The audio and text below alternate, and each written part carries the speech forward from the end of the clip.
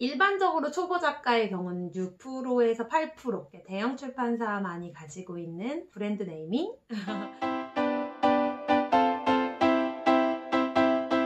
안녕하세요. 러미 책방의 러미입니다. 쓰기 과정 마지막 단계까지 오게 됐는데요. 드디어 출간 단계입니다. 4단계 중에 마지막 단계입니다. 출간! 막 말만 들어도 되게 설레는 부분인데요. 저도 사실 6월에 출간을 앞두고 있어서 이 부분 하면서도 되게 많이 설레는 것 같아요. 출간을 할 때 사실은 집필까지가 작가가 되게 많이 관여되는 영역이고요. 출간에서부터는 사실은 출판사에서 많이 하시기 때문에 어떤 출판사를 선택하느냐가 굉장히 중요할 것 같아요. 그래서 출판사를 선택하실 때의 어떤 기준들 조금 이야기 나눠보려고 해요.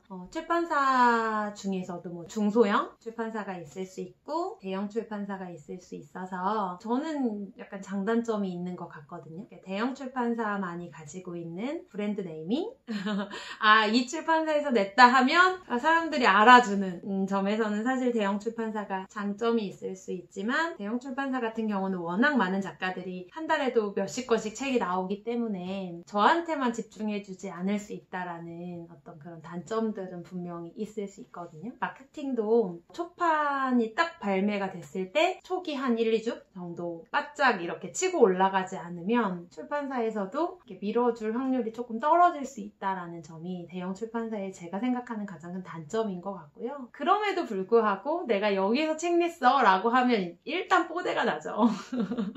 네, 그런 장점이 있고요. 조금 중소형 혹은 뭐 1인 출판사 이런 경우는 가장 큰 장점은 조금 더 인간적이고 조금 더 가족적이고 또 이제 한 달에 내는 책의 권수가 많지 않다 보니까 그냥 저자 한 명 한 명에게 좀 집중해 주시는 느낌? 그런 느낌들은 굉장히 장점일 수 있고요. 만약에 여러분이 책이 여러 권이 나온다고 하면 저는 둘 다를 조금 경험해 보시는 것도 하나의 방법이라고 생각이 돼요.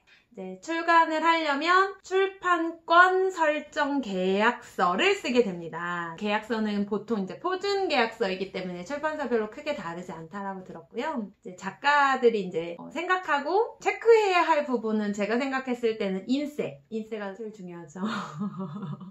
책을 내고 나에게 들어온 돈은 얼마인가? 이게 되게 중요할 것 같고요. 일반적으로 초보 작가의 경우는 6%에서 8% 정도 되는 것 같아요. 근데 이제 내가 첫 번째 책이 아니다, 두 번째, 세 번째 책이다 이러면 이제 인세가 조금씩 올라가는 거죠. 뭐 9%, 10% 이렇게 되는데 10% 이상 넘어가는 경우는 많지 않다라고 이야기를 저는 들었고요. 또 요즘 이북으로도 되게 많이 출시가 되잖아요. 이북은 종이북의 형태가 아니기 때문에 인세가 조금 더 세거든요. 25%에서 30% 사이 정도가 전자책의 인세라고 보시면 됩니다. 계약금 같은 경우는 보통 50만 원에서 100만 원 정도인데요. 이게 따로 별도로 받는 금액이 아니라 선인세 개념이에요. 제가 나중에 받을 인세를 땡겨서 먼저 주는 개념이기 때문에 선인세가 많고 적음이 별로 크게 중요하지 않은 것 같고 보통 이제 그 다음에 신경 쓰는 게 초판 인세본이 몇 부를 찍느냐가 굉장히 예민한 부분이기도 한데요. 평균 초판 인세 부수가 2,000부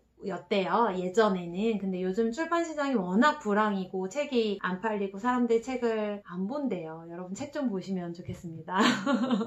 꼭 책 보셔야 돼요. 요즘은 1,000부도 굉장히 많이 찍고 1,200부, 1,500부도 많이 찍는다고 하고요. 많이 찍어야 최대 맥스 3,000부 정도로 찍는다고 하고요. 초보 작가의 경우 초판에서 마무리되는 경우도 되게 많대요. 그것까지 결정이 되고 나면 출판의 시기가 중요하잖아요. 내 책이 언제 나왔을 때 조금 더 시장에서 주목을 받을 수 있을지에 대한 고민들을 하는데 초등학교 학교생활 적응기 뭐 이런 거는 보통 1, 2월에 출판이 되면 되게 좋고 여행 이야기 뭐 이런 거면 5, 6월에 출시되면 그거 읽고 여행 계획 세워서 7, 8월에 여행 가니까 딱 좋을 것 같고 제가 1년 중 가장 좋은 시기가 언제예요? 라고 물어봤더니 9월이라고 말씀하시더라고요. 우리나라 사람 중에 1년 중에 한 번도 책을 안 본 사람도 독서의 계절, 가을이 오면 한 권쯤은 본다라고 얘기하시더라고요. 출판사를 처음 선택할 때 저는 대표님보다 저는 편집장님과의 궁합이 잘 맞아야 된다는 생각을 하거든요. 제 책을 편집하고 제 책을 다듬어 주시고 제 책을 가장 고민하시는 분 중에 한 분이 편집장님이시지 않을까. 전화를 처음 받았을 때 저는 그 느낌, feel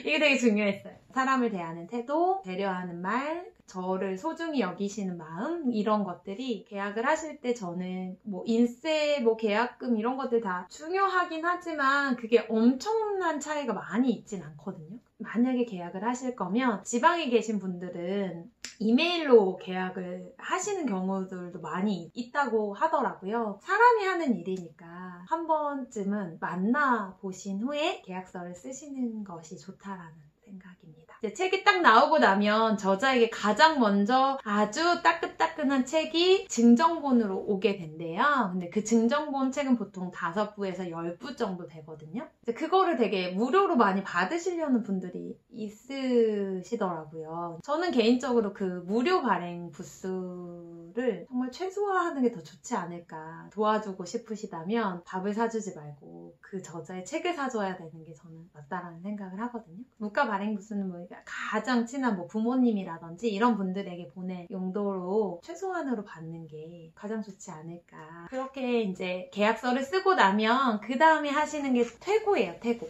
작가가 최종 퇴고를 마치면 출판사에게 최종 원고를 다시 한번 보내게 되고요. 출판사는 보통 그걸 가지고 다시 한번 퇴고를 하는데 첫 번째 PC교를 통해서 PC 화면상의 퇴고를 하시고요. 한 3-4번 정도 퇴고를 마치시면 PDF 파일 형식으로 나온 것들을 다시 저자에게 보내줘서 다시 한번 검토해주세요 하면 이제 저자가 가까운 지인분들에게 다시 한번 보내줌으로써 한 번 더 보는 작업을 거치고 마지막 5번째 퇴고를 거치면 세상에 저의 책이 나오게 되고요. 작가가 선택할 수 있는 거는 보통 표지더라고요. 시안을 1개만 주는 경우는 거의 없고 2-3개 정도 주면 이제 그것 중에 고르세요 하는데 그것 중에서 내가 마음에 드는 게 없으면 출판사에게 저는 이러이러한 부분이 마음에 들지 않아요 라고 이제 피드백을 주는데 마음에 들지 않아요 에서 끝나는 게 아니라 이렇게 수정했으면 좋겠어요 라는 개선 방향까지 전달을 하면 이제 조금 더 편안하게 작업을 할 수 있다는 생각을 하거든요. 출판사는 작가를 배려하고 작가는 출판사를 배려하는 입장에서 책을 열심히 만들면 아주 예쁜 책이 나올 거라는 생각을 합니다. 여기까지 제가 책 쓰기 과정에 대한 이야기를 마치게 되었는데요. 어떠셨나요?